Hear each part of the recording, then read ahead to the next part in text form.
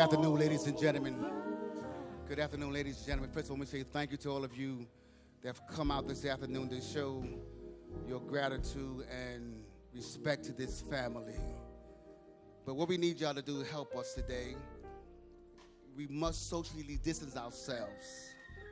We must socially distance ourselves. We need everyone who have a mask, please put your masks on.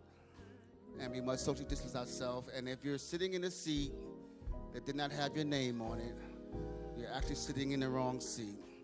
There's plenty of seats. There's many seats up in the balcony. There's many seats next door. But we need everyone to please cooperate with us. And let's show this family the dignity that they deserve. Is that all right? Can I get somebody to say, this is a church. Can I get somebody to say amen? Let's show this family the dignity that they deserve. And if you come here to show them your respect, it really shouldn't matter where you sit at. So thank you so much for your cooperation, and God bless you.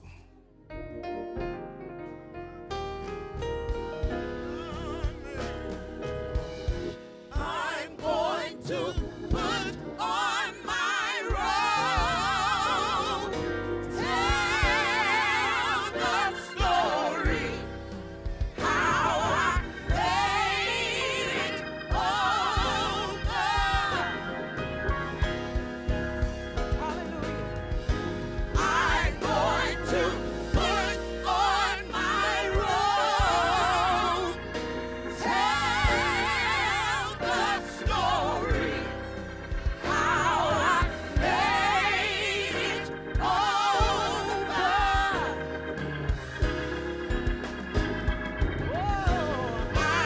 going to put on my robe, tell the story, how I made it over.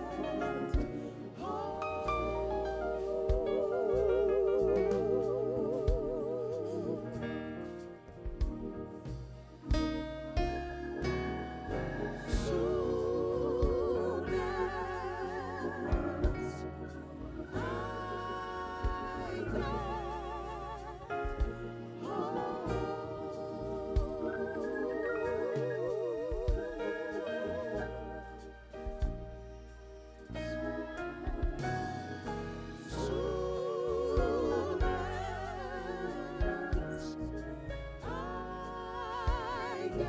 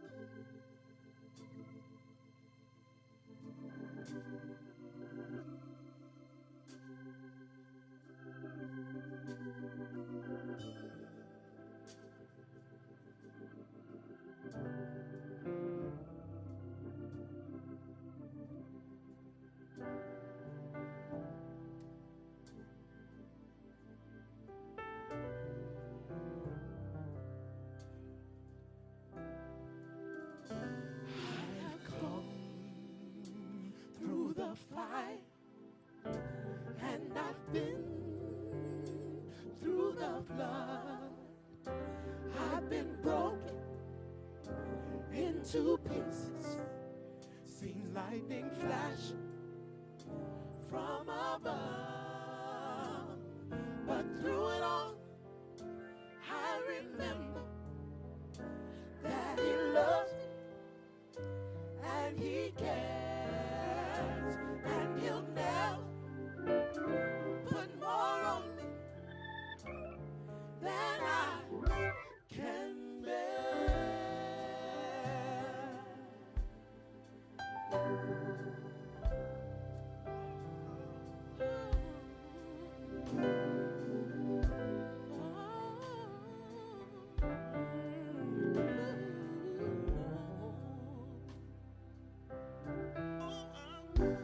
I've come through the fire, and I've been through the flood. I've been broken into pieces, seen lightning flash from above. But through it all, I remember that He loves me, and He cares, and He'll never put more on me than I can bear.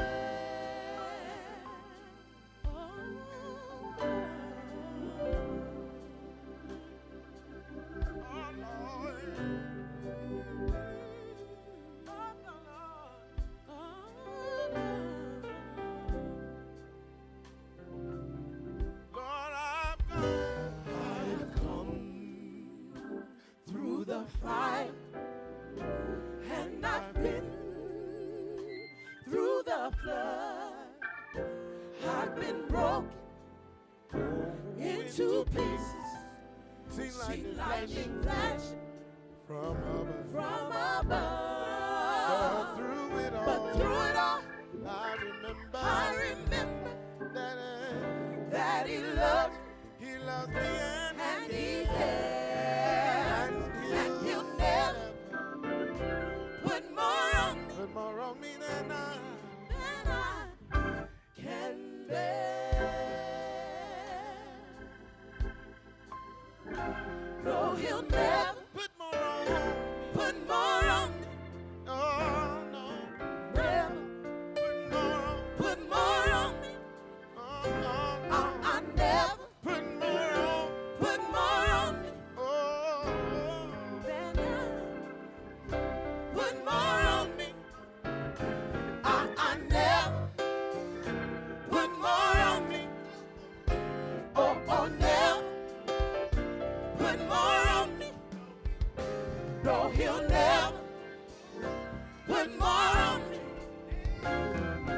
Never, never, never, never. His word said He won't. I believe it. I receive it. I claim it. It's mine. It's mine. It's mine. It's mine. It's mine. It's mine. It's mine. It's mine. Oh, He'll never put more on me. Oh, He'll never put more on me. I never put more on me. No, He'll never put more on me. I never put more on me. I never put more on me. No, He'll never put more on me. No, He'll never put more on me. Never, never, never, never.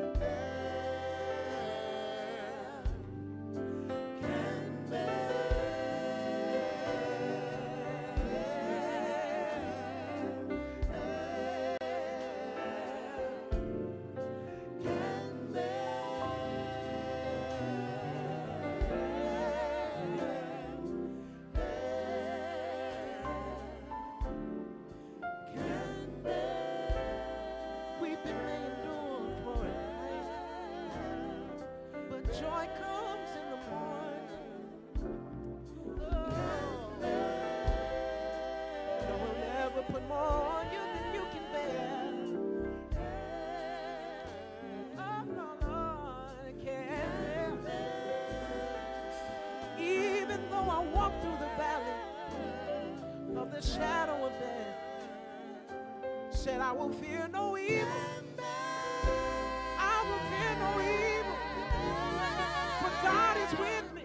Oh, He is with me. Yeah, yeah. Said He'll never put more on you than you can bear. Oh, can bear. Oh, though He slay me, yet will I trust Him. Yet will I trust Him. I can bear it, 'cause He said I can. Said I can bear. Oh, I can bear it, yeah, yeah. Only 'cause the Lord said I can. So I'll pick up my cross and I'll lay it at His feet, Lord. Oh,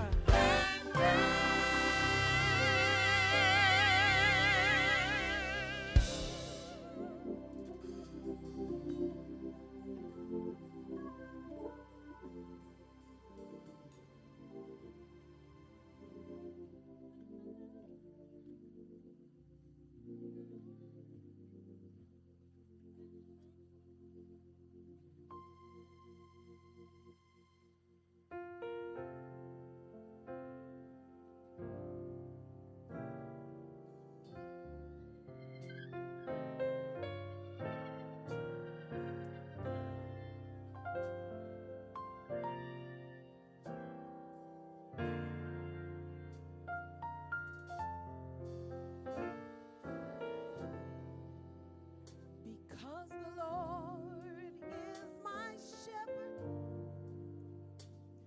I have everything that I need. He lets me rest in the meadow's grass, and He leads me beside the quiet streams. He restores my failing health, and He helps me to do what honors Him the most. That's why I'm saved. That's why I'm saved. That's why I'm saved. I'm safe in His arms.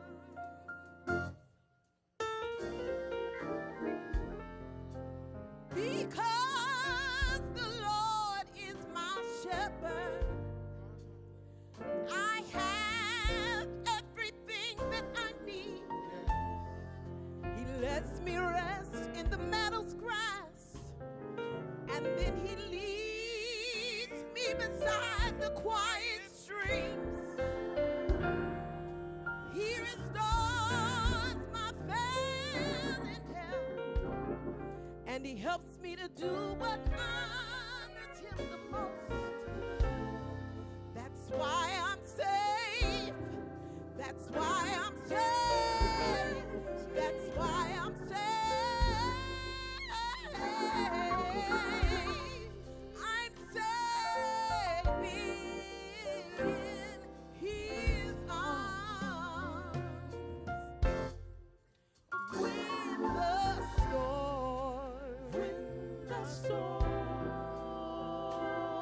the storms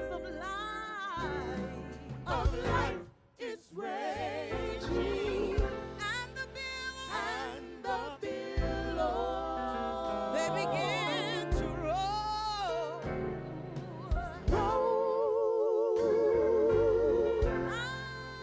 I'm so glad He shall hide me. So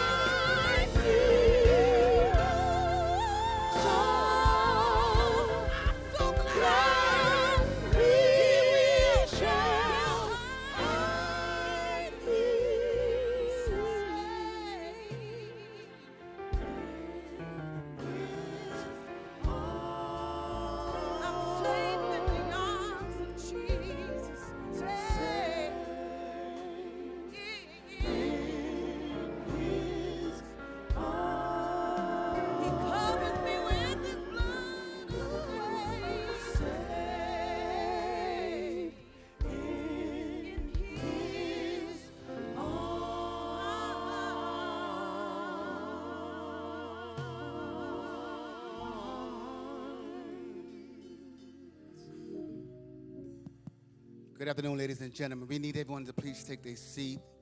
The family is here. We need these center aisles, the center aisle clear.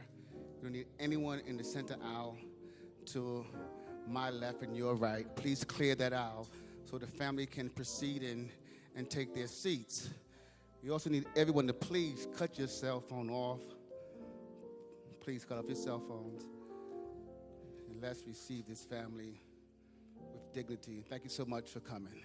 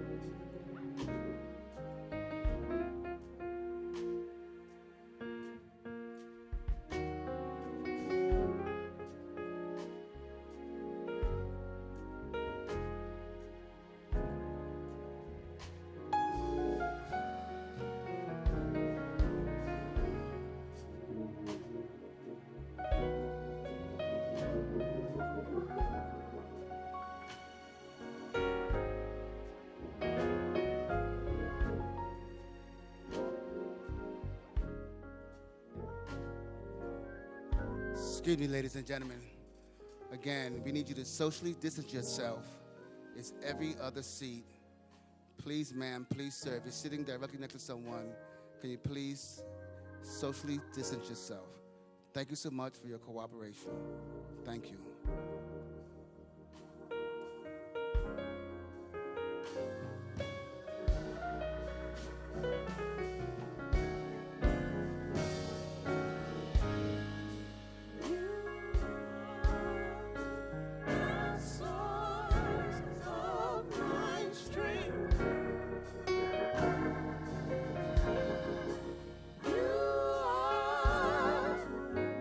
Strength of my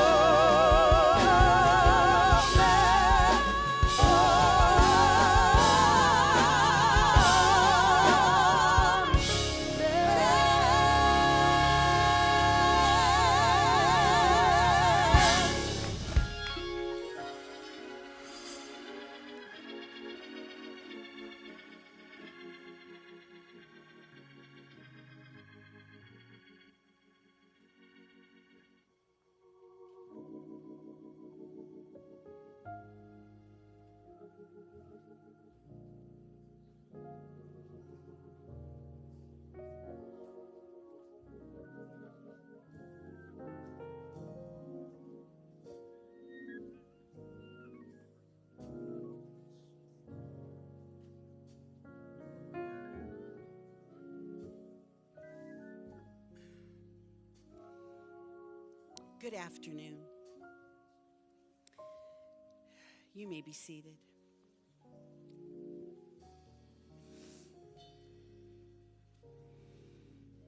My name is Robin Wilkerson, and I am the co-chancellor of North Central University. To all the friends and the family of George Floyd and all of our esteemed guests here today, I want to welcome you on behalf of the university, on behalf of Dr. Scott Hagan, President, on behalf of the Board of Regents, on behalf of the faculty. We're so grateful that you're here with us today. And we're honored that you have come to mourn the loss and celebrate the life of Mr. George Floyd. On behalf of everyone here, I want to personally express our deepest condolences for this tragic loss. Now, to open this service, this celebration of his life, we will have a scripture reading from Reverend Jerry McAfee, pastor of New Salem Missionary Baptist Church, followed by an opening prayer from Dr. Scott Hagan, President of North Central University, and a solo by Mrs. Tawana Porter.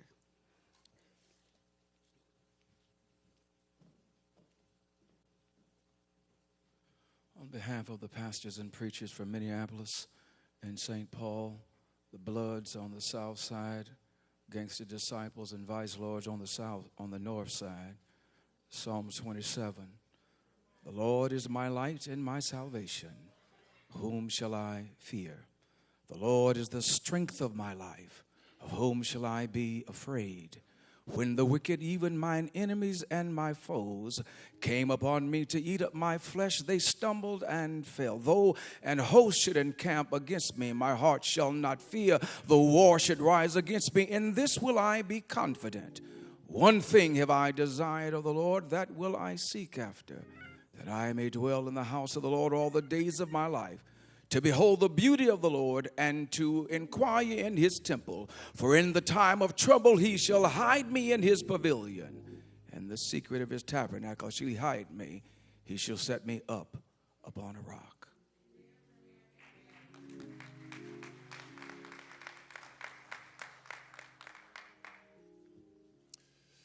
Just once again, on behalf of North Central University, I want to welcome the Floyd family to our campus. This is truly an undeserved honor for our university. I've been praying all week that this sacred space would become a table of healing for the Floyd family, for the city of Minneapolis, and for the world that is grieving beyond these walls. In just a moment, I want to offer a brief prayer. But before I offer that brief prayer, I just want to announce, as president of this school, the institution of the George Floyd Memorial Scholarship.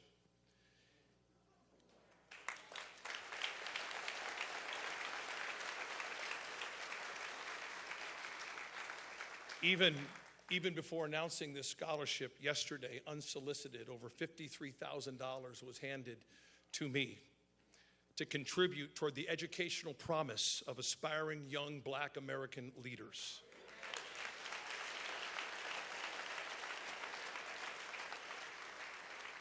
But here's what I really want to say. Far beyond North Central University, I am now challenging every university president in the United States of America to establish your own George Floyd Memorial Scholarship Fund.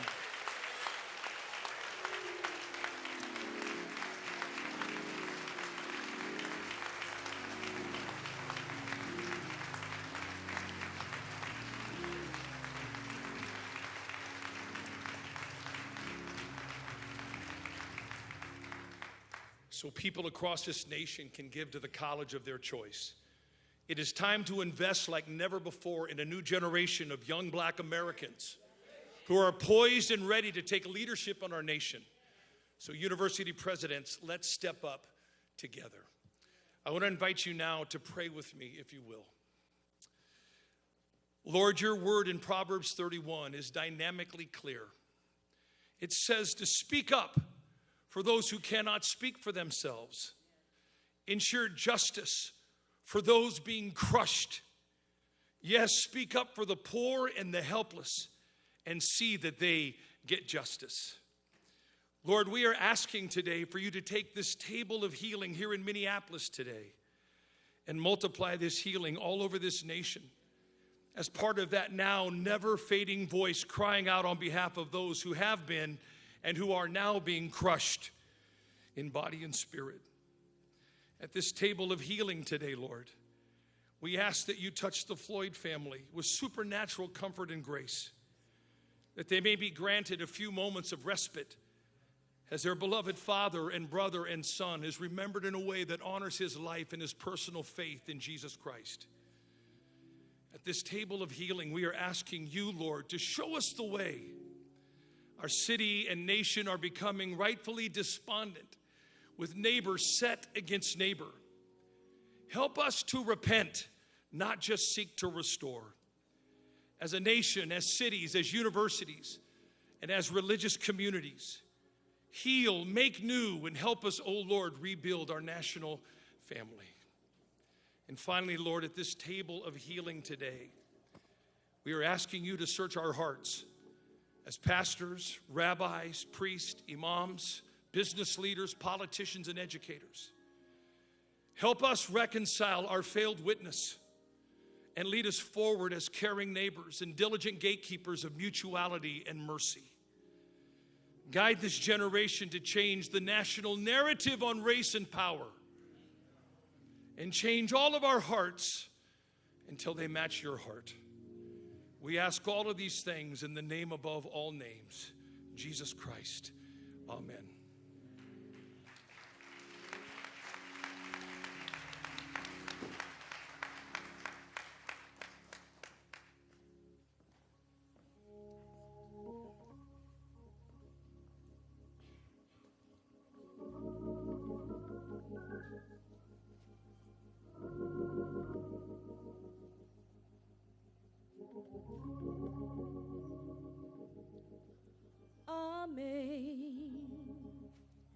Amazing grace,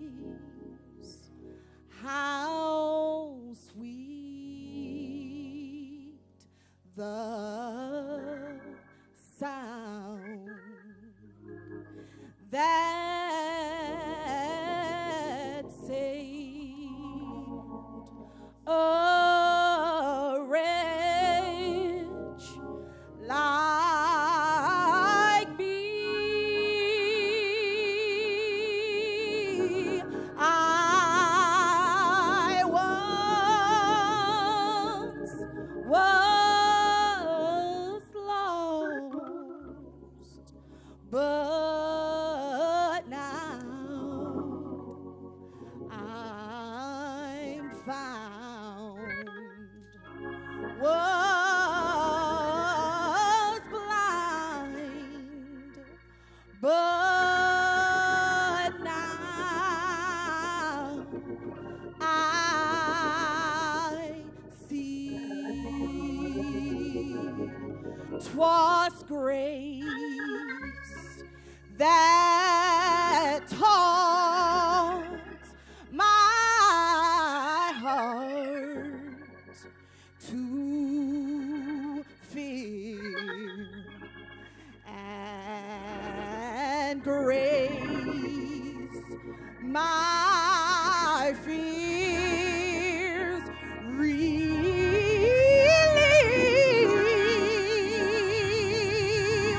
How precious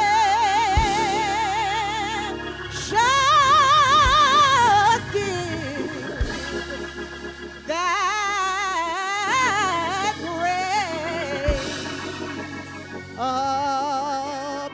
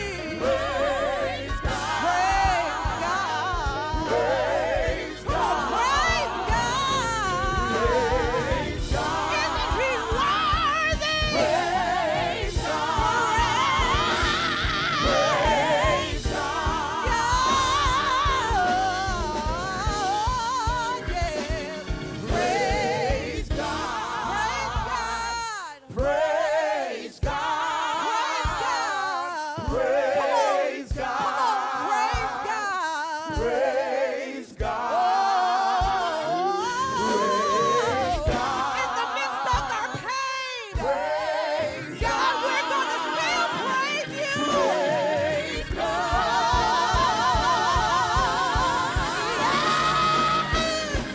Praise God. He's worthy. Praise God. Praise God. Praise God. Praise God.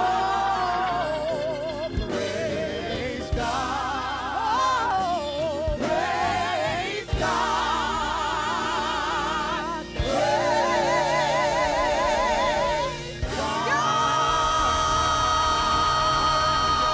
Hallelujah. Hallelujah.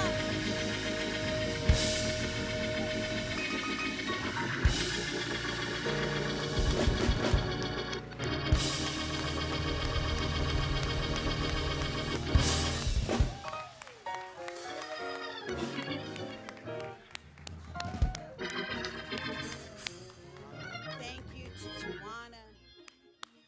Wonderful, wonderful, wonderful, wonderful. Yes, yes.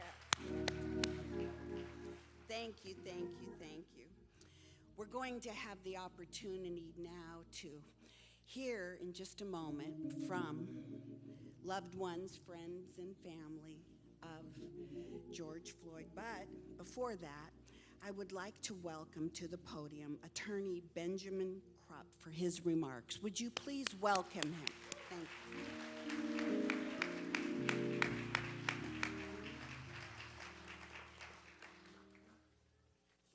I'm Attorney Ben Crump, and along with Attorney Tony Ramanucci and Attorney Chris Stewart, as my co-counsels out front seeking justice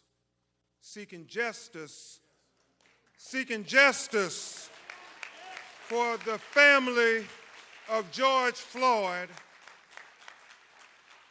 along with a lot of other great attorneys who are working in the background, who I will mention briefly before we bring up the ones who knew George Floyd all of his life. I want to thank lawyers towing in the vineyards like Devin Jacob, Chris O'Neill, Lee Merritt, Darrell Parks, Jasmine Rand, Bill Pentas, and Carol Powell Lexon, because you may see Tony and Chris and I, but it's a whole team of lawyers who are working, because it's going to take a united effort fighting in the courtroom and outside the courtroom to get justice for George Floyd.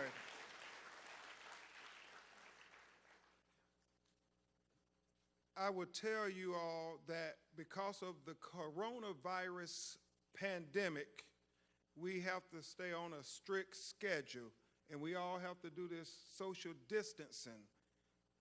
But I want to just put it on the record, Reverend Al, that it was not the coronavirus pandemic that killed George Floyd. I want to make it clear on the record.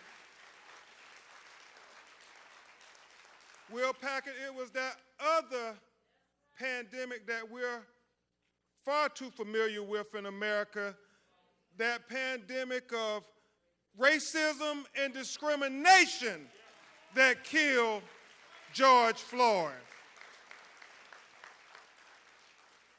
So before we make a plea to justice, we feel it appropriate that you hear from the people who really knew George the boy, knew George the adolescent, knew George the man, and from whence George came.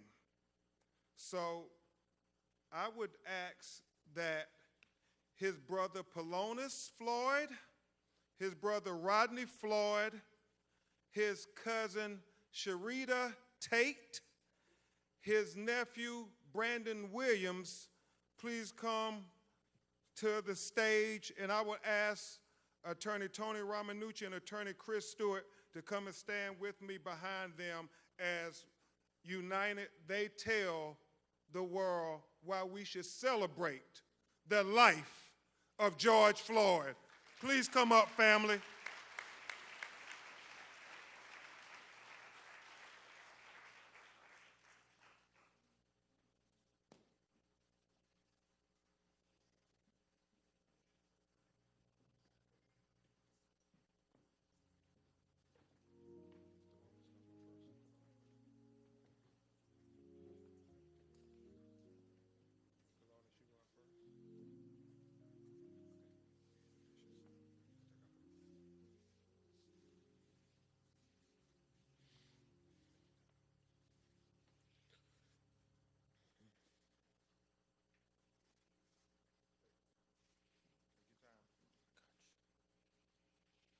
Well, how y'all doing first? My name is Floyd, brother of George Floyd. Well, we come up together. We didn't have much. Our mom did what she could. We would sleep in the same beds, play video games together, go outside and, play catch with the football. And I used to say to myself, like, man, you can't throw. You can't throw at all. You know what I mean? Because the ball never came to me. And years down the line, because I was catching with one hand, two hands, any way you threw it, I started being able to catch it. He said, I can throw, but I just wanted you to go get the ball. The ball don't need to come to you. You need to go get the ball. But, my brother, we did a lot of things together, from like talking with my mom, dancing with my mom, cooking with our mom, brothers and sisters. Man, so much. We made banana mayonnaise sandwiches together, It was a family thing,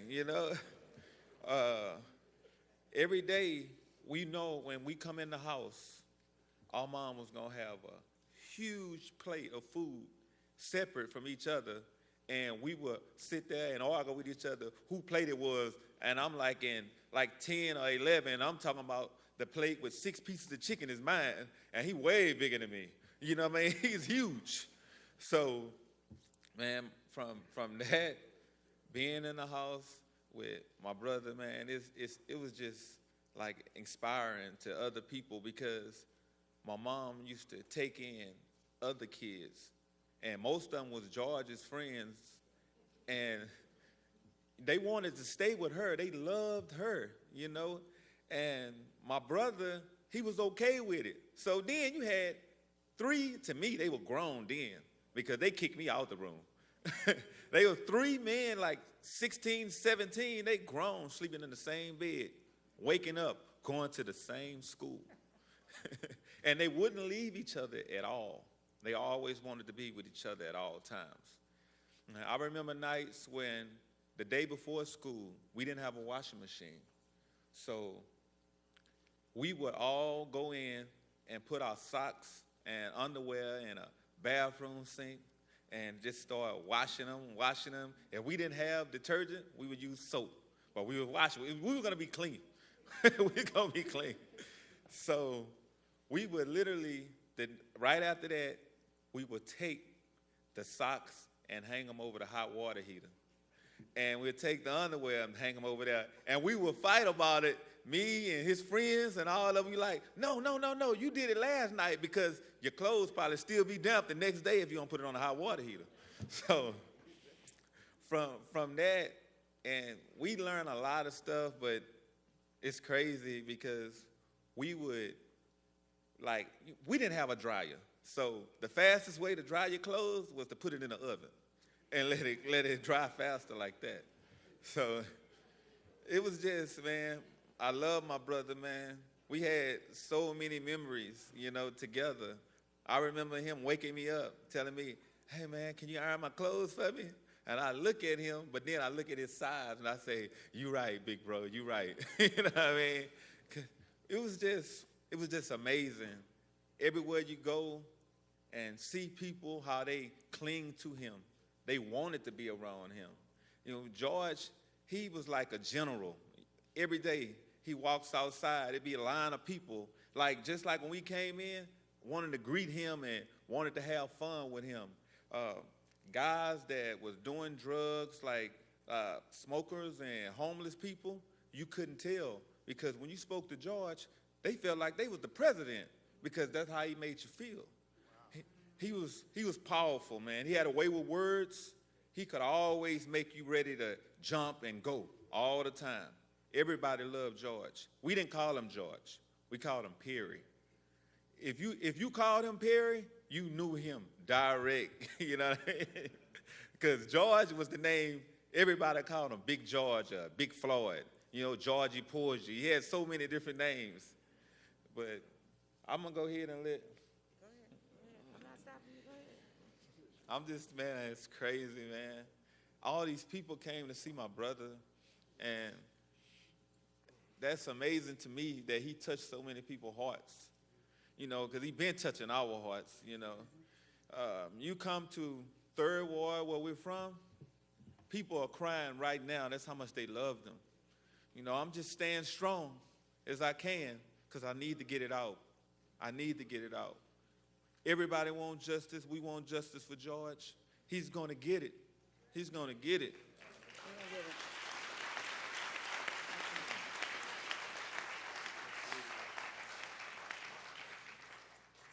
Good afternoon, everyone. I'm just going to echo some of the things that Falon has talked about, and that is that we come from a long line of large family members.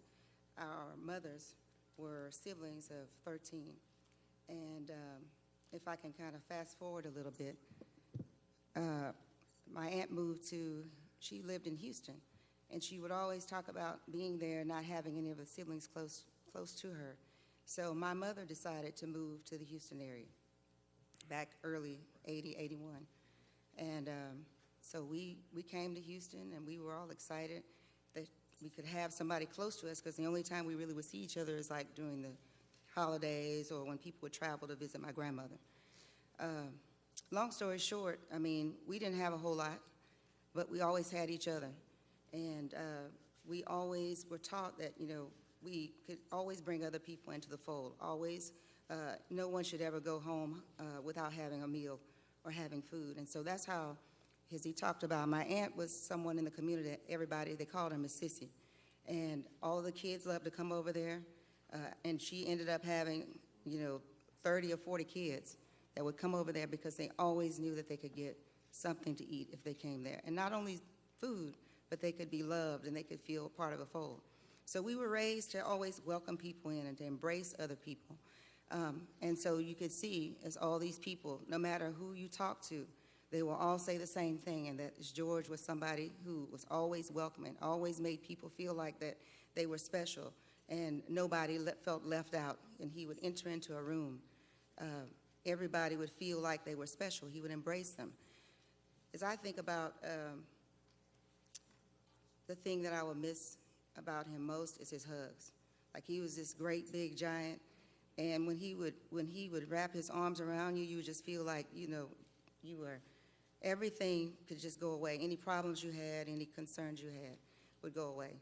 So while we're all grieving, I just want to kind of highlight his children, you know, Quincy, Javion, Tanjanika, Tyson, and Gianna, and his 3-year-old granddaughter, Journey. We all need prayer. But if I am honest about it, we are more concerned about his children and his grandchildren. So I ask that you pray for us as we go along this marathon to make sure that justice is served on George's behalf, or Perry as we call him. I ask that you pray for us and especially for their children. Thank you.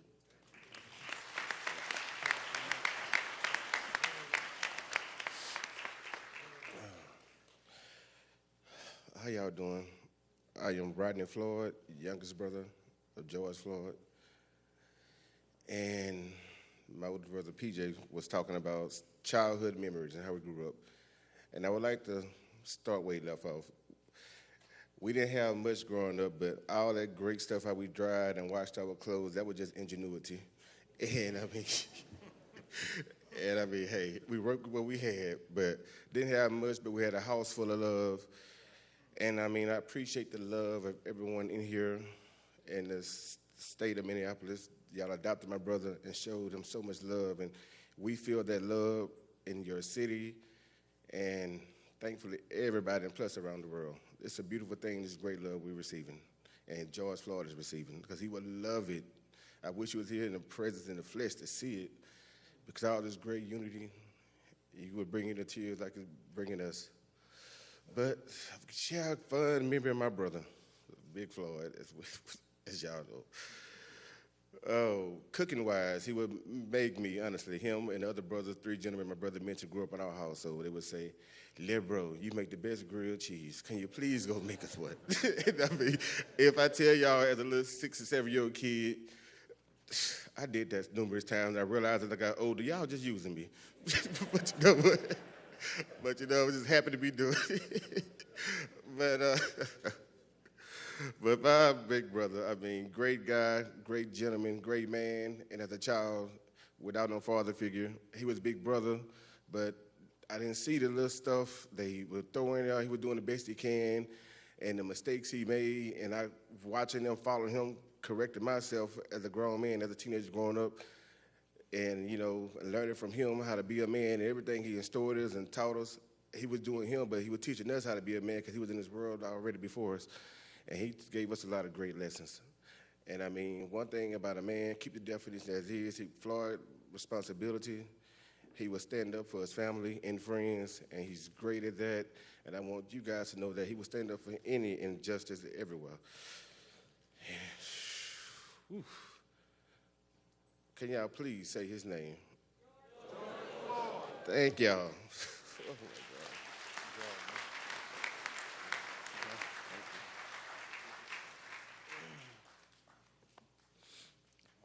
Brandon Williams, George's nephew. I call him Perry. You know, we happen to share the same middle name for some reason.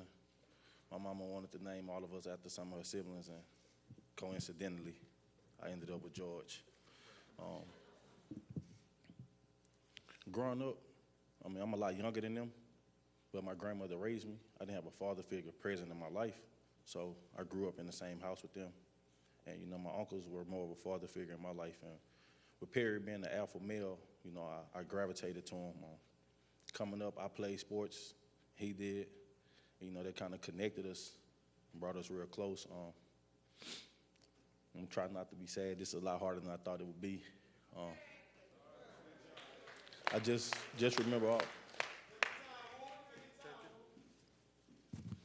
I just remember just all of the memories, man. So more than anything, I just want to say thank you to him just for being there, just being a real, genuine person, just being loving and caring and somebody I can count on no matter what. We didn't have much, but coming up, my grandmother tried her best, and wherever she selected, he picked it up for me. He made sure I had sneakers and clothes and a lot of stuff like that, and I appreciate that. I'm going to end it with a funny story about he was the biggest LeBron James fan.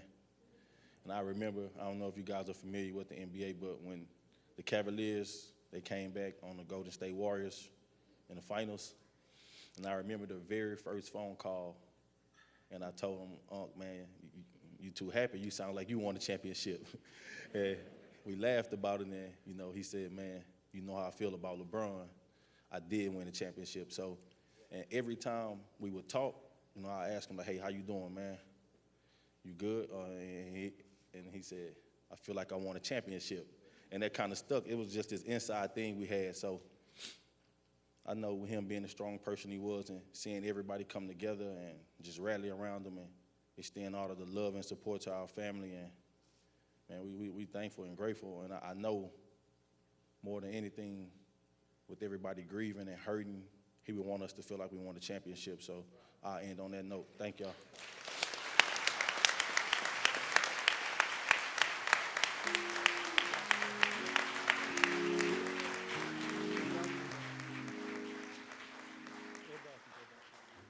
Y'all, please give his family another round of applause.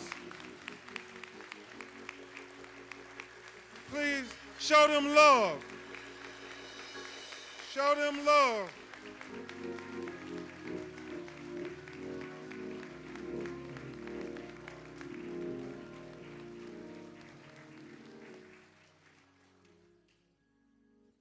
thank you all so much for bearing your hearts. If we learned one thing, the Floyd boys like to eat. And also, they had a conversation with Tyler Perry, and it was pretty profound because they said, we are the big extended black family that you portray, Will Packard and others, on your movie screens, because we all need one another. And you can tell this family always needed George. And so it's awfully difficult for them. The plea for justice is simply this.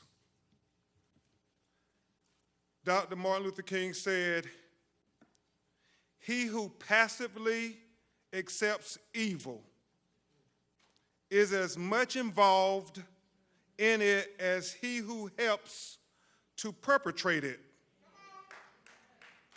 He who accepts evil without protesting against it is really like cooperating with it." You know, T.I., on that video, what we saw was torture. Reverend Jackson, what we saw in that video was inhumane. Martin III, what we saw in that video was evil. And so, America, we proclaim, as we memorialize George Floyd, do not cooperate with evil. Protest against evil. Join the young people in the streets protesting against the evil, the inhumane, the torture that they witnessed on that video. We cannot cooperate with evil. We cannot cooperate with injustice. We cannot cooperate with torture. Because George Floyd deserved better than that. We all deserve better than that. His family deserves better than that. His children deserve better than that.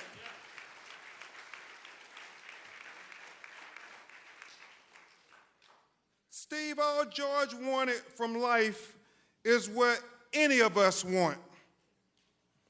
As Thomas Jefferson said in the Declaration of Independence, the unalienable rights endowed by our Creator, Tyrese, to life, liberty, and the pursuit to be happy on this earth. That's all George was asking for, like any and all of us. But he was denied those rights. And we will seek justice in his name. We will all, united as a people who are God's children, seek justice in his name. But beyond the specific justice, in his case, Chris, the prosecution of the 4 individuals who deprived George of his life, we seek a broader, more transformative justice. Reverend Al, a more just system of policing. Kevin, a more just treatment of people of color. Chris, a more just criminal justice system. In essence, what we are endeavoring to do, Brandon, is what my personal hero, Thurgood Marshall, said. Make the Constitution real for all Americans. You see, Justice Marshall said the basis of the Constitution is simply this: that a black baby born to a black mother, the most uneducated black mother, the most inarticulate black mother, the most impoverished black mother has the same exact rights as a white baby born to a white mother, the most educated white mother, the most articulate white mother, has the most affluent white mother, just by virtue of that baby drawing its first breath as an American.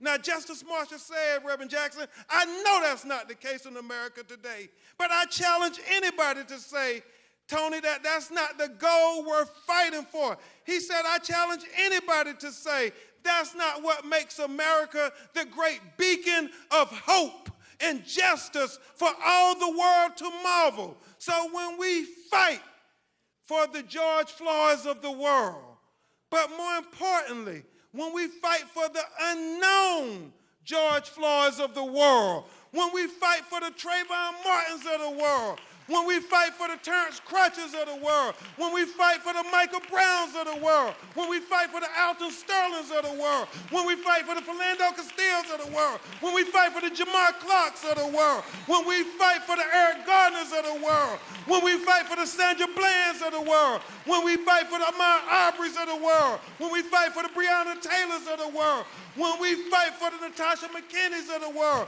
when we fight for the Stephon Clarks of the world, when we fight for the least of these, what we are really doing is helping America live up to its creed. What we're really doing is helping America be the great beacon of hope and justice for all the world to marvel. But most importantly, brothers and sisters, what we are doing is helping America be America for all Americans.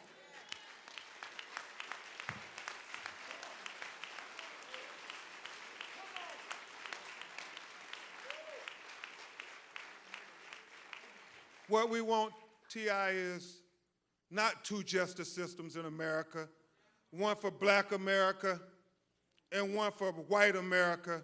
What we endeavor to achieve is equal justice for the United States of America, and George Floyd is the moment that gives us the best opportunity I have seen in a long time of reaching that high ideal that this country was founded on.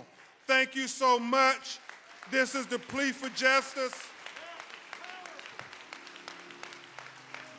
On behalf of the family, the children, we will get justice. We are committed to it. Now, I would introduce you to a man who really needs no introduction, who will eulogize George Floyd. He is a man who has fought for so many families that too many hashtags to remember. And when he gets the call, he always answers the call. Even when the cameras aren't around, even after the cameras are gone. Ask Eric Gardner's family. Ask Stephon Clark's family. Ask any of these families. The cameras have long gone, Tony, but Reverend Al continues to answer the bell when our people call. He is a leader that you see on TV commentating about our experiences, but more importantly, he is a leader who has lived our experiences. And because he have lived those experiences, that's what makes him so effective in commentating on MSNBC about our experiences. And he is going to talk about the experience of the terrible loss of somebody who should be with us today, and that is George Floyd. Please give a great round of applause for the Reverend Al Sharpton.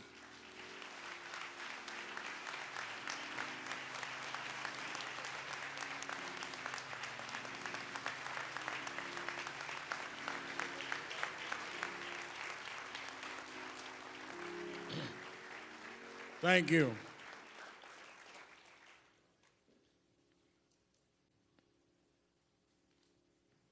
I want us to not sit here and act like we had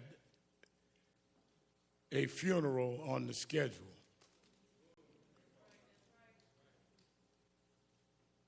George Floyd should not be among the deceased.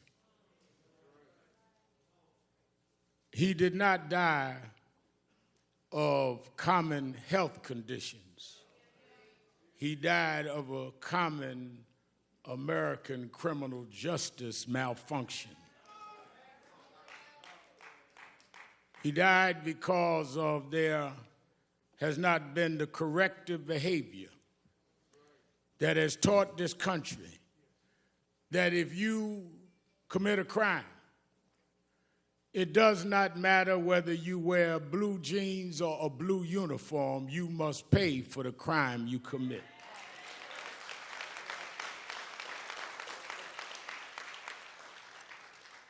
So it is not a normal funeral.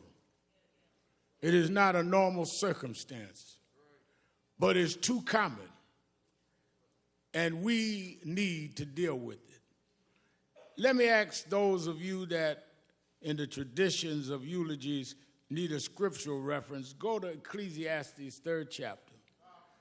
First verse says, to everything there is a time and a purpose and season under the heavens. I'm going to leave it there. I saw somebody standing in front of a church the other day had been boarded up as a result of violence, held the Bible in his hand.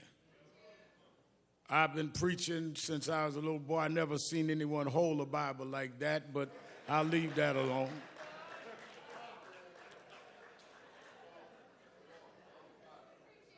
But since he held the Bible, if he's watching us today, I would like him to open that Bible.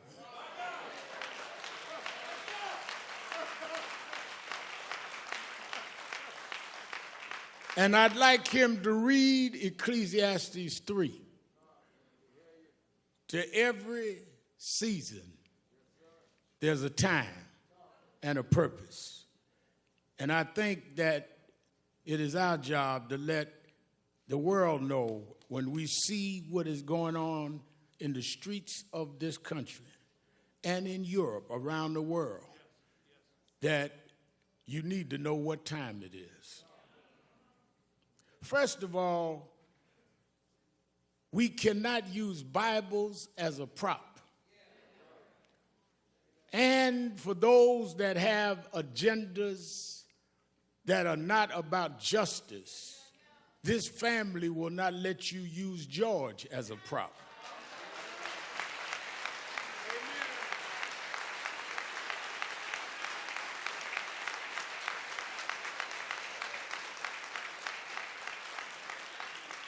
If you want to get your stuff off, don't use him. Let us stand for what is right. Because when I got the call from Attorney Crump, and usually when he calls me, it's not to find out how I'm doing. It's usually because something happened that he wants National Action Network and I to get involved. And he explained to me what was happening with this case. And I'd already heard about it in the media. And immediately I said, well, let me know what you want me to do. He said, whatever you need to do. One of the things, Martin, that I've always had to deal with is critics would say, all Al Sharpton wants is publicity. Well, that's exactly what I want. Because nobody calls me to keep a secret. People call me to blow up issues that nobody else will deal with. I'm the blow up man, and I don't apologize for that. Because you get away too much with hiding things. Honey has talked about y'all putting clothes in the oven to have your clothes dried. Well, I didn't grow up in the third world, but I grew up in third ward. I grew up in Brownsville, and we had roaches. Now, I know Kevin Hart and some of the rich Hollywood folk here don't know what roaches are, but we had roaches, Ludacris. And one thing I found out about roaches is that if you keep the light off, if you're in the dark, a roach will pull up to your dinner table and have a 5-course meal. So I learned that one of the ways to deal with roaches is if you cut the light on. I could run them roaches and track them down. And I've spent all my life chasing roaches all over this country.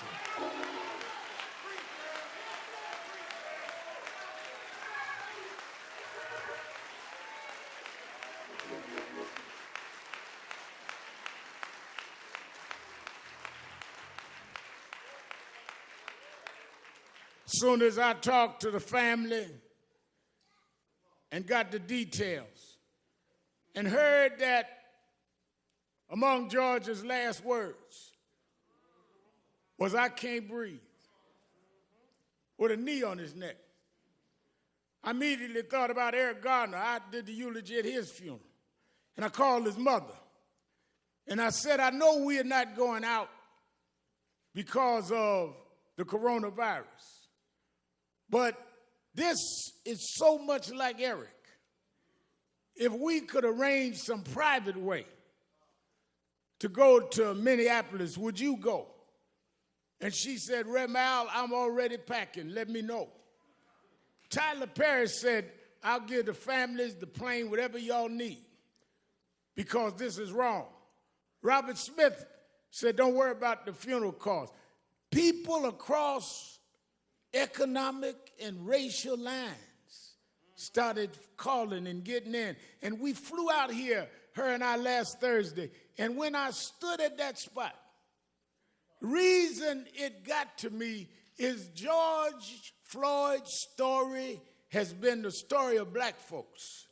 Because ever since 401 years ago, the reason we could never be who we wanted and dreamed to be in is you kept your knee on our neck.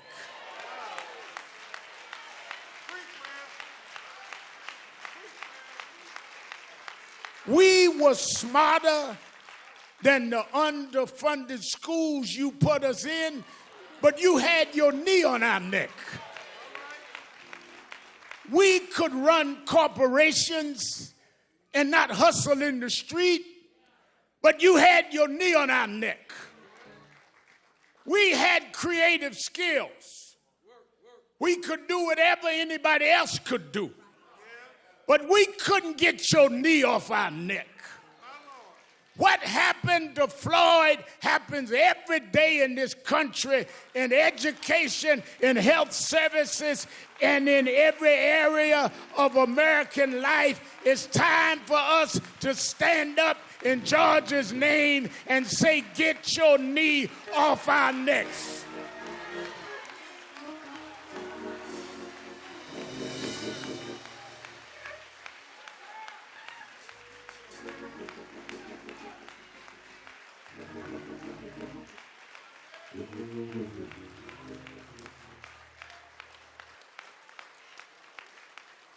That's the problem, no matter who you are. We thought maybe we had a complex, T.I., maybe it was just us. But even blacks that were broke through, you kept your knee on that neck. Michael Jordan won all of these championships, and you kept digging for mess because you got to put a knee on our neck. White housewives would run home to see a black woman on TV named Oprah Winfrey, and you mess with her because you just can't take your knee off our neck. Man comes out of a single-parent home, educates himself, and rises up and becomes the president of the United States. and you ask him for his birth certificate, because you can't take your knee off our neck. The reason why we're marching all over the world is we were like George. We couldn't breathe, not because there was something wrong with our lungs, but you wouldn't take your knee off our neck.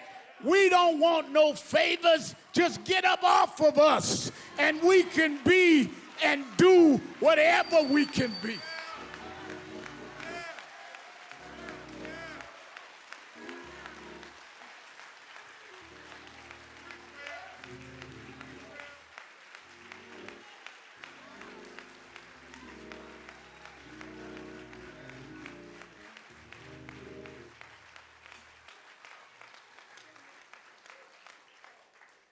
There have been protests all over the world. Some have looted and done other things. And none of us in this family condones looting or violence.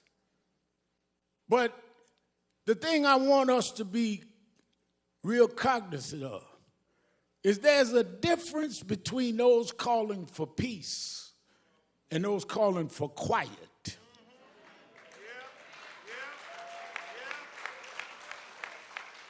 Some of y'all don't want peace.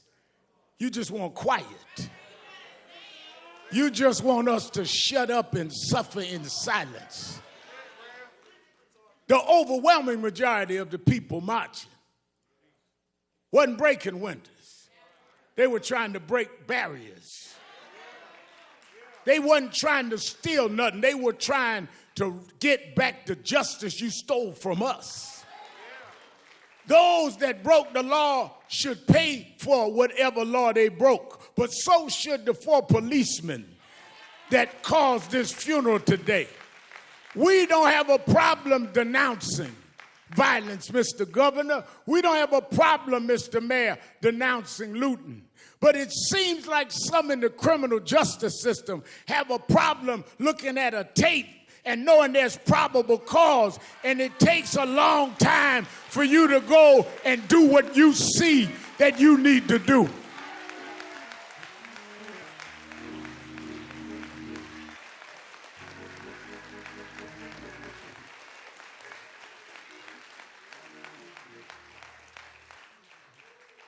But I'm one that has been Crump said. National Action Network and I have been involved in a lot of these fights we started around criminal justice. I did speeches and eulogies at most of the funerals that we've had in this space in the last couple of decades, and led the marches and did what we had to do. I look at Martin III, we went to jail together fighting these fights, like his daddy went to jail before. But I'm more hopeful today than ever. Why? Well, let me go back. Reverend Jackson always taught me, stay on your text. Go back to my text, Ecclesiastes. There is a time and a season. And when I looked this time and saw marches where in some cases young whites outnumbered the blacks marching, I know that it's a different time and a different season. When I looked and saw people in Germany marching for George Floyd, it's a different time and a different season.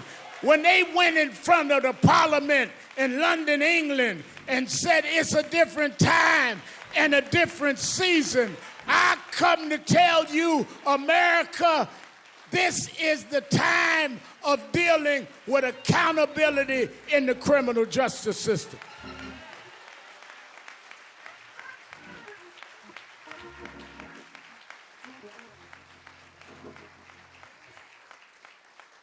Stephen, years ago, I went to march. Now I remember a young white lady looked me right in the face and said, "Nigga, go home." But when I was here last Thursday And Miss Carr and I was headed back to the airport. I stopped near the police station. And as I was talking to a reporter, a young white girl, she didn't look no older than 11 years old. She tagged my suit jacket. And I looked around and I braced myself. And she looked at me and said, "No justice, no peace."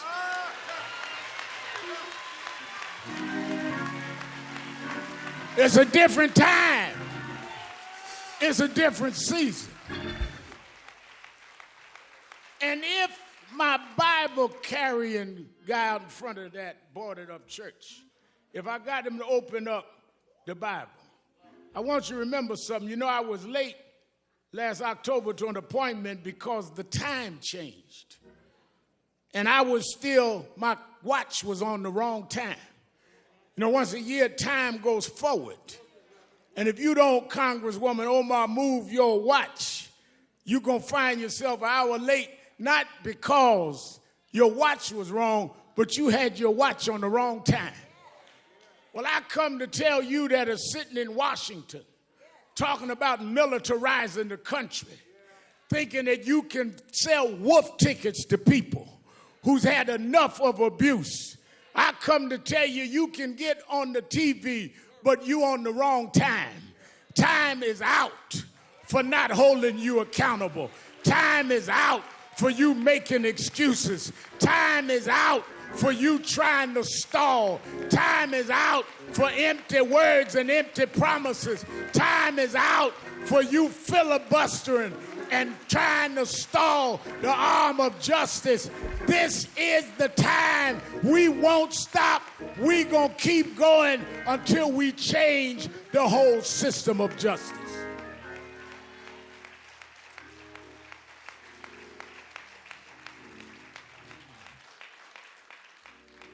Our organizations have called this a day of mourning. NAACP, National Urban League, Legal Defense Fund, Black Women's Roundtable, Lawyers Committee, all got together, said we're going to have a day of mourning. But then we're going to come out this day of mourning.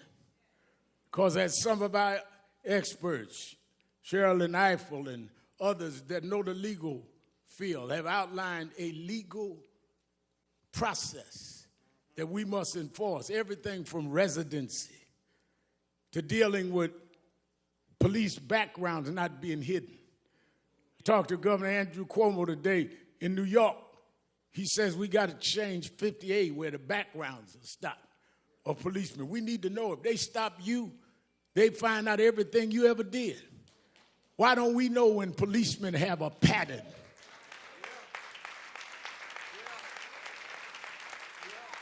We got to go back to consent decrees. Under the Obama administration, they had put certain cities with patterns and practice under consent decrees. Reverend Jamal Bryan, I know we was pastoring there in Baltimore, that they put it under consent decree. One of the first things that happened in the next administration was they stopped the consent decrees. We have specific policies that need to happen. Therefore, I'm glad Martin III is here today, because on August 28th, the 57th anniversary of the March on Washington, we're going back to Washington, Martin. That's where your father stood in the shadows of the Lincoln Memorial and said, "I have a dream."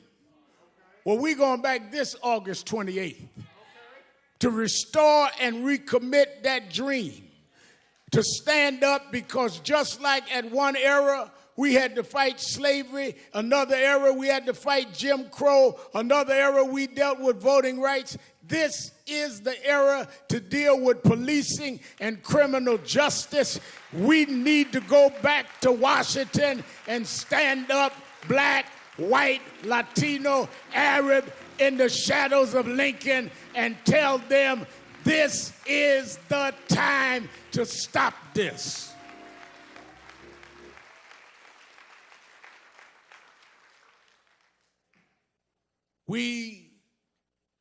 Martin and I talked about this. I've asked Reverend Bryant to get the faith leaders together. I talked Randy Weidengard about the labor leaders.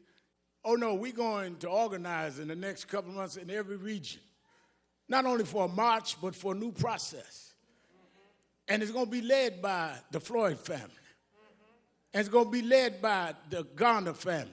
And it's going to be led by those families that have suffered this and knows the pain and knows what it is to be neglected.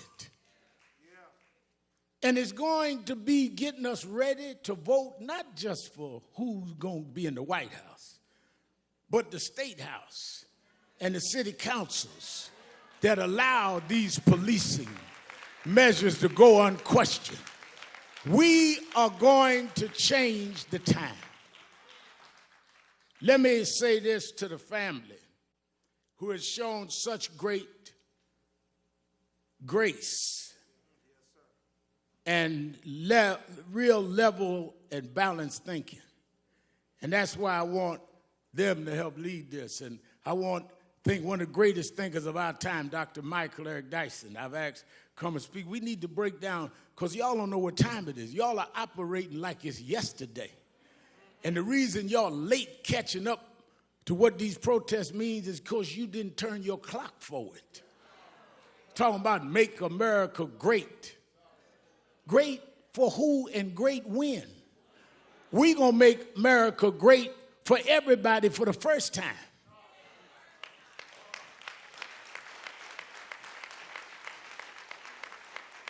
Never was great for blacks. Never was great for Latinos. Wasn't never great for others. Wasn't great for women. Young women had to march to get the right to vote. But lastly is the religious side. I was reading and kept thinking about how I was a little embarrassed, because when I heard that George, at this point of suffering this brutal attack, called for his mama, I said to Attorney Crump, I said, well, I appreciate talking to his brothers and them on the phone, but I want to talk to his mother. He said his mother passed. I said his mother passed, but he was calling for his mother. And I thought about it because I was raised by a single mother. And sometimes the only thing between us and our conditions was our mothers. Sometimes the only thing that we had that would take danger away was our mothers. The only ones that would make sure the food was on the table was our mother. I know why George was calling for mama. But then as I had got that all placed in my mind, and I realized why I was always calling her. My mother died 8 years ago, but I still try to talk to her. Sometimes just dial the cell phone to hear the voicemail of her phone that I never cut off. I still want to reach out to mama. But talking to Quincy last night, one of his 5 children, Quincy said, you know, I was thinking maybe he was calling his mother, because at the point that he was dying, his mother was stretching her hands out, saying, come on, George, I'll welcome you where the wicked will cease from troubling, where the weary will be at rest. There's a place where police don't put knees on you, George. There's a place that prosecutors don't drag their feet. Maybe mama said, come on, George. There's a God that still sits high, but he looks down low and he'll make a way out of no way. This God is still on the throne. The reason we can fight, I don't care who's in the White House, there is another house that said if we'll fight, he'll fight our battles. If we stand up, he'll hold us up. So as we leave here today, I say to this family, I know that years ago we told them, Reverend Jackson told us, keep hope alive. Yeah. Then I know that President Obama wrote a book about hope. But I want you to know in my life, there's times that I lost hope. Things can happen like this that'll dash your hope. But there's something that is sister to hope called faith.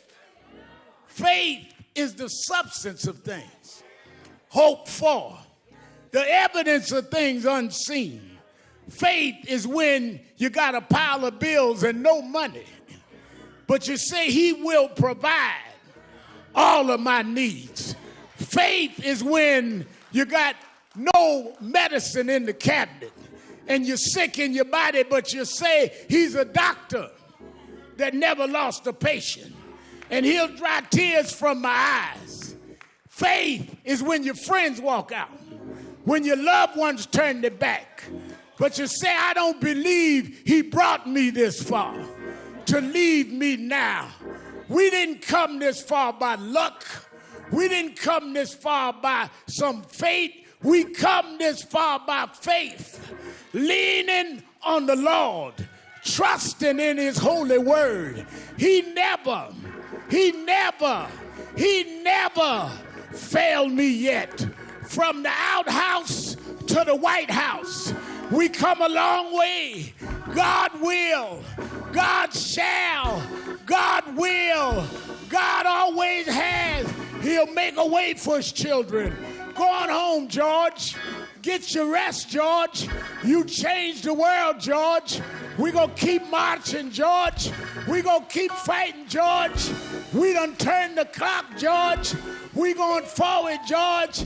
Time out. Time out. Time out.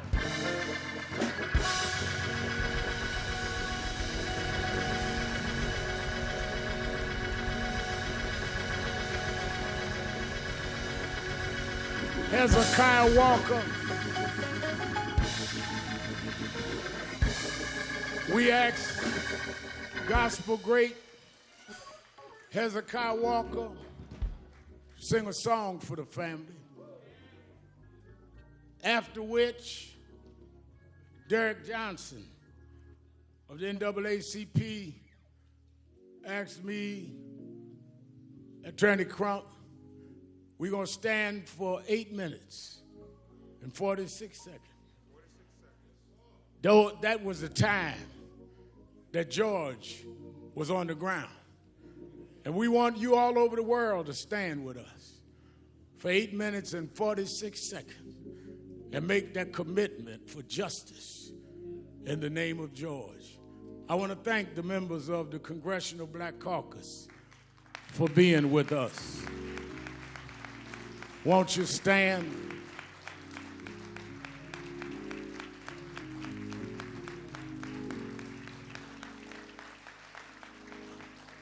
I want to thank the son and heir and co-convener, Dr. Martin Luther King III, for being with us.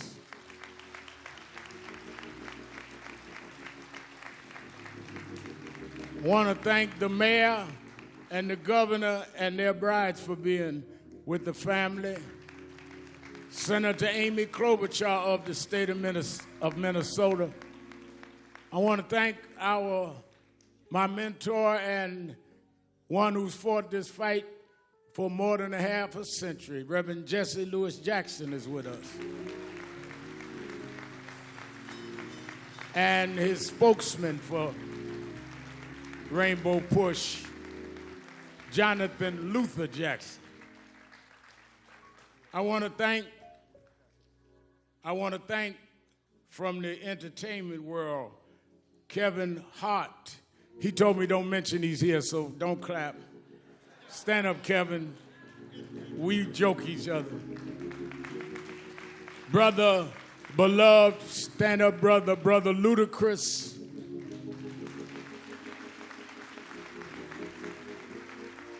Tyrese Gibson, who's an extraordinary activist in his own right. Master P.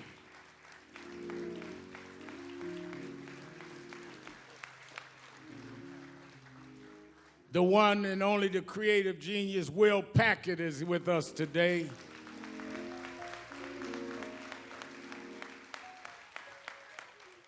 And a brother that we've marched together and done a lot of things. He does not just put his name on somebody's petition. He puts his body on the line. Brother T.I.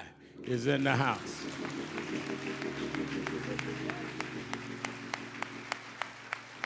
I want this brother's one of the greatest gospel singers alive. Is Tiffany here? Oh, wait a minute. I didn't want to announce and say I embarrassed her. Let me tell you something. One of the most popular, outstanding artists that is also committed. I've read her interview. She think I'm old and don't read stuff, but I do. And she's been committed and saying the right things, and she wanted to be here today. And I was so busy joking with Kevin, I didn't even look at her. Let us welcome our sister beloved, Sister Tiffany Haddish is in the house.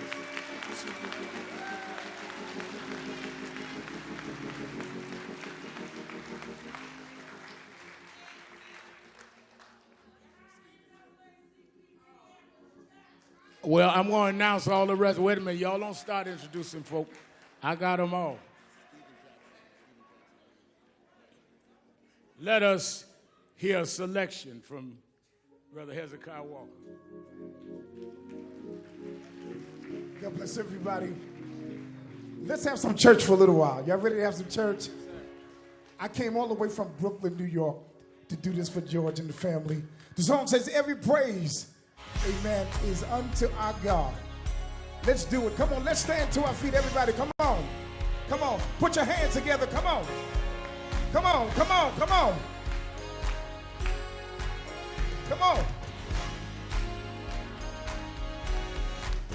Every praise, come on. Every praise is to our God. Is to our God. Every word of worship. Every word of worship. With one accord. With one accord. Every praise. Every praise. Every praise. Every praise. To our God. Is to our God. Yeah. Sing hallelujah. Sing hallelujah. Oh. To our God. Glory hallelujah. Glory hallelujah. Is to our God. To our God. Every praise. Every praise. Every praise. Every praise. To our God. Is to our God. Come on, let's take it up. Come on. Every praise. It's to our God. Is to our God. Put them hands together. Come on. Every word of worship. With one accord. With one accord. Come on. Every praise. Every praise. Every praise. Every praise. To our God. Is to our God. Look at your neighbor and say, sing hallelujah. Sing hallelujah. Oh. To our God. Glory hallelujah. Glory hallelujah. It's to our God. To our God. Come on. Every praise. Every praise. Every praise. Every praise. To our God. To our God. Come on, my people. Let's take it up one more time. Come on. Every praise. It's to our God. Every word of worship. Every word of worship. With one accord. With one accord. Every praise. Every praise. Every praise. Every praise. To our God. To our God. I don't care how you're feeling. Sing hallelujah. Sing hallelujah. To our To God. our God. Hallelujah. Glory hallelujah. To our To God. our God. Every praise. Every praise. Every praise. Every Is to our God. To our God. This is my favorite part right here. Come on. God, my Savior. God, my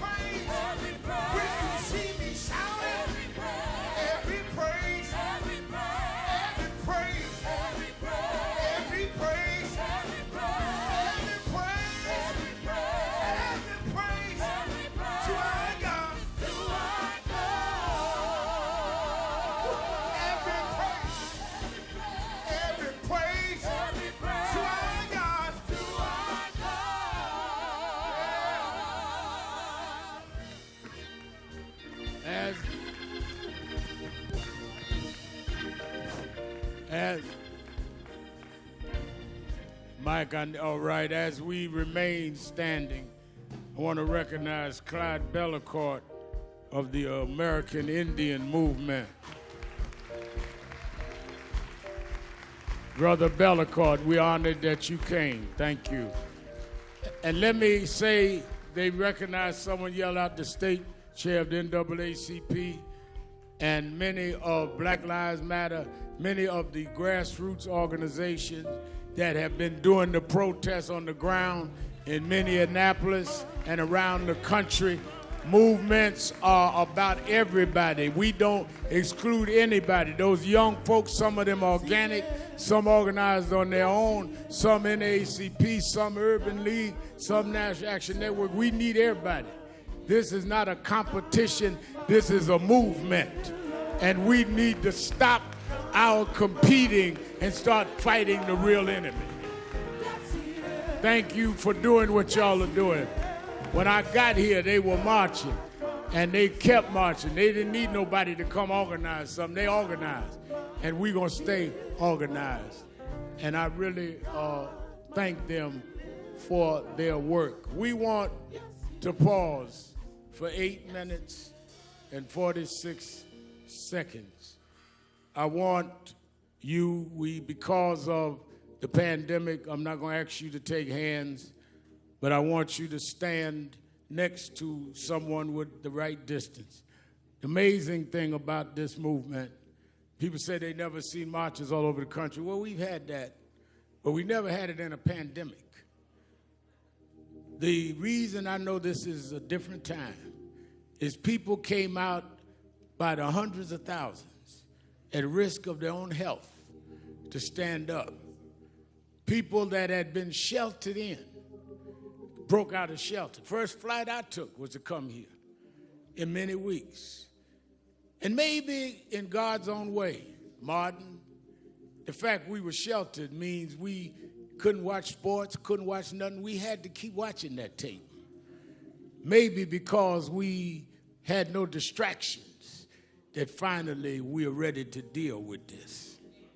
So as we stand, I would like us to stand together, and I think there's only one woman up here. I want Tiffany, since I was disrespectful, would you come stand with us up here? Tiffany Haddish, so you won't be talking about me in your next interview. And I would like the mother of Ergana, who's mother of the one who originally died of police custody, saying, "I can't breathe," to stand with me and Ben Crump on stage. It's Gwen Carr.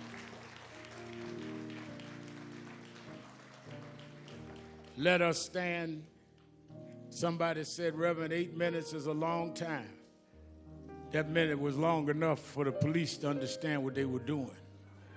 That means it was long enough for one of them 3 cops to stop what was going on. That means it was long enough for whatever this officer had in mind for him to rethink. As you go through these long 8 minutes, think about what George was going through, laying there for those 8 minutes, begging for his life. Heard someone say, narrating his own death. We can't let this go. We can't keep living like this. Sam Jackson, is Sam still here? Steve Jackson, is he here? Steve, we won't recognize, I was recognizing everybody. We got to stop this here. And we got to, in this time, bring about a new season. Let us stand still. You that believe in faith, bow your heads, or whichever way you worship.